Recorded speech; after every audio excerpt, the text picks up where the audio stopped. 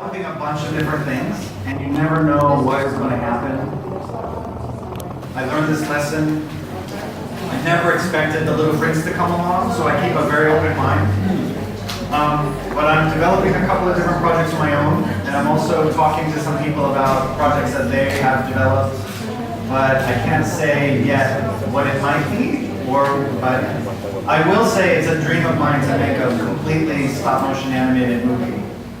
And I have a science fiction comedy movie that I want to make in stop motion exclusively. But that one, no one's going to let me make that for another 10 or 15 years, I think.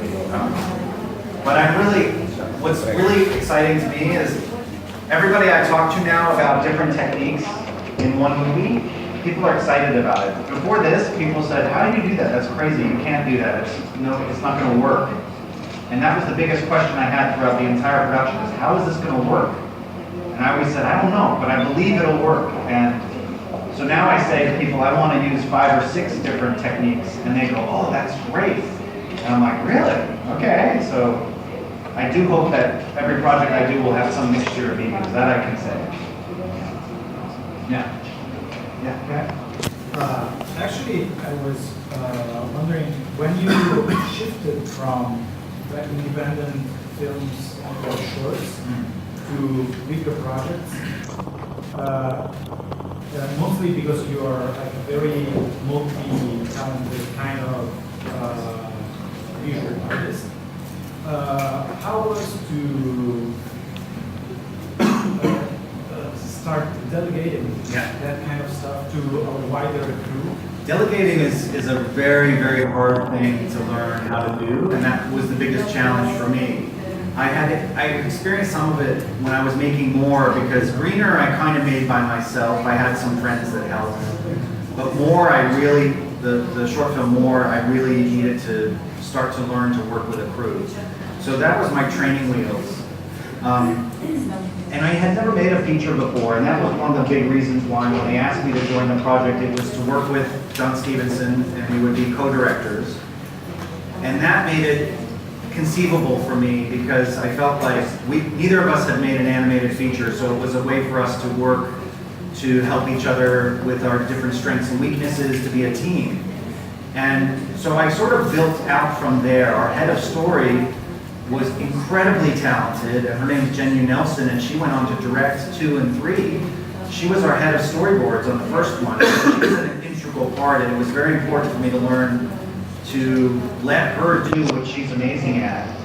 And to really, that's where I learned that you give the artist freedom, you give your team freedom to come up with the better idea than you have. It's like you start the process, you push it along, but you put together teams of people that are way better than you are. Like that was the thing. It was like at DreamWorks, I had the luxury of working with these super talented people, and then I got to just sit back and think about the story and talk about what I wanted the audience to feel, and I got to focus on the craft of directing.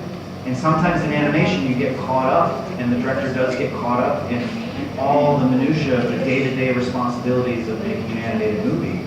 So I learned a lot about what it means to actually just be a director and what it means to be able to guide the process. And then that was my next step, was becoming an independent single director. And again, the team is so important. So all the lieutenants that I have on the project, my production designer, my head of story, my writers, my lead animator, they become extensions of what I'm trying to do with the story, and we're all working together. It was very difficult to figure out how to do that. And I think the hardest thing is just to let go. But when you have people that believe in the movie and believe in what you're making and understand what you're making, it becomes a lot easier. And that was why I pitched the movie and I used the magic suitcase, because I had to hook people deeply in what we were trying to do so that they would trust and bring themselves to the process. But that's the thing, the greatest thing I learned was like, you give artists freedom, they will give you the good stuff. You ask them to do one little thing and do it like this, it's frustrating and it doesn't turn out good. So that's the secret. No crew is ever happy, but you want them to be relatively engaged and relatively happy. Yeah. How many life of Saint-Exupéry is in the film? A lot. Yeah, a lot. Yeah. And the character of the aviator. Well, when I started analyzing the book, I discovered something that liberated me and really helped me a lot. And the thing I discovered was that the aviator was actually an independent character of Saint-Exupéry. I think when I first read the book, I would think of it, oh, like this is the author, the stand-in for the author. But there are some distinctions to the aviator that make him his own person. And the strongest indicator for me was that the aviator is writing the story of the Little Prince, and it takes him 6 years to do it, not only because it's so hard for him to deal with the issue of having to say goodbye to the Little Prince and struggling with that, but he had never written a book before. And that was a clue to me that said, oh my God, this is not Saint-Exupéry. Saint-Exupéry had written many books before. So the aviator became this person that we could then take and explore. But I wanted the aviator to have pieces of Saint-Exupéry, just like the aviator is made out of pieces of Saint-Exupéry. So throughout his house, there are many, many details and many little hidden things that point back to Saint-Exupéry. And so there are lots of little things. But the big things are the things that come from the book. The fact that Saint-Exupéry actually did crash in the desert. And he actually did, he almost died of thirst and was saved. So we took some of those things that obviously he used, but we tried to build as much as we could. I will say there's one Canadian reference that got snuck in because of the fact that we were a French-Canadian co-production and a lot of the artwork was generated in France.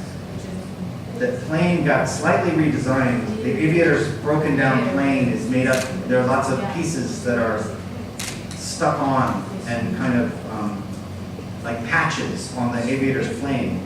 And there was a French flag at one point on the tail of the plane, but it mysteriously changed in production and it was a hockey stick. They put a hockey stick. You know what a hockey stick is?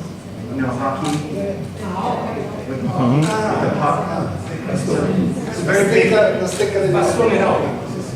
Yes, the Canadian artists put that. It's very important in Canada, that stick. So that's hidden in there. So. And all the records that are playing in the aviator's house in the background are also very famous French songs. And so we like to fantasize that these were the favorite songs of Saint-Exupéry.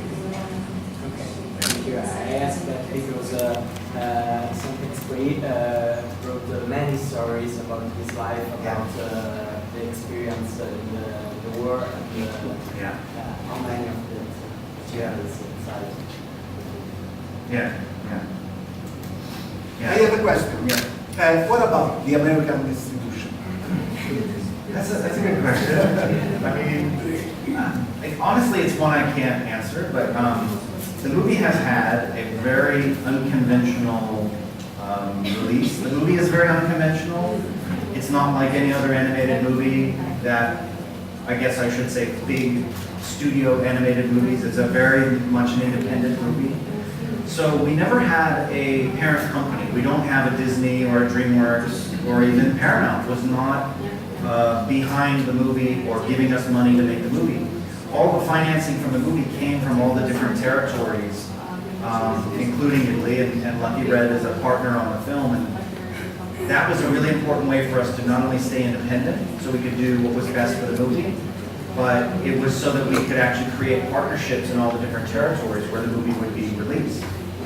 Now, the complicating factor in the US was that Paramount owned the rights to The Little Prince because they made a live-action movie back in the 70s. And so they owned the rights, but they weren't paying for the movie. So therefore, they could release it, but they didn't have an investment in the movie. So when it came down to it, they were the ones that were going to release it, but they actually found that I probably shouldn't say this. How can I say this? it worked out better for everybody, especially Paramount, to sell the movie to a partner. And that partner is Netflix, who they're about to release the film in the US. So August 5th, we will get some theatrical, but mainly we're going to be released on Netflix. So it's going to get a much wider release on Netflix. But yeah, there was a plan to release it in theaters, but that plan got cut short, and it was odd how it happened, and I think there's a lot of complicated reasons why and how, but you know, the movie had, at that moment, had already made $100 million worldwide. It had been a success in many, many territories, especially here. In China, we made as much money with The Little Prince as the original Kung Fu Panda made in China, which is crazy. And we had a critical response that wasn't, you know, 100%, but it was close to it and a lot of positive response. So we had a lot on our side, but for some reason it's one of the things that just didn't work out.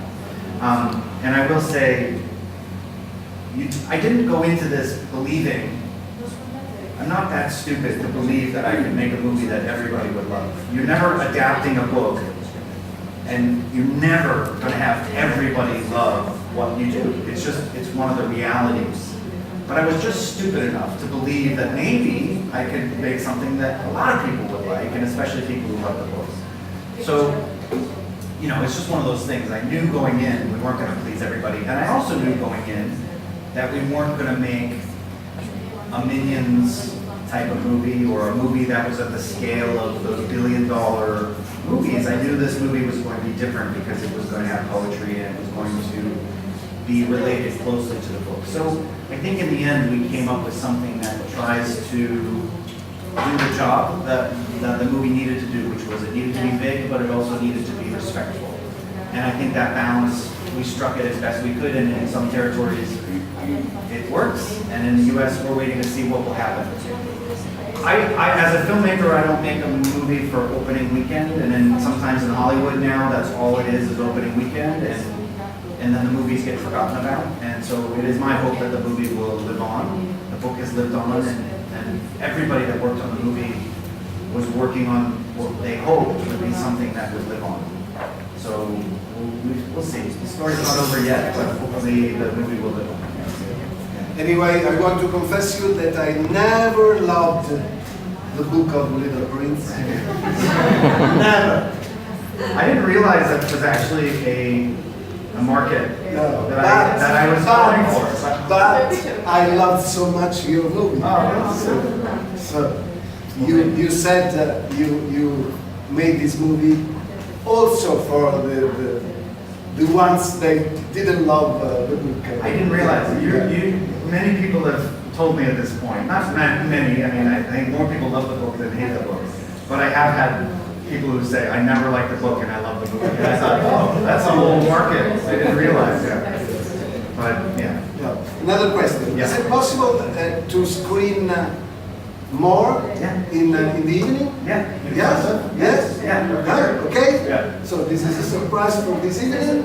The grande schermo in Bagnoregio will screen also more the short made by Mark at one time. We really don't know. Because the big screen is a big surprise, but 11 o'clock tonight. More.